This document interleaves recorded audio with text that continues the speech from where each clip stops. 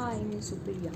आज मी माझ्या संपूर्ण फॅमिलीसोबत आले आहे माहूरगडला रेणुका मातेचं दर्शन घेण्यासाठी.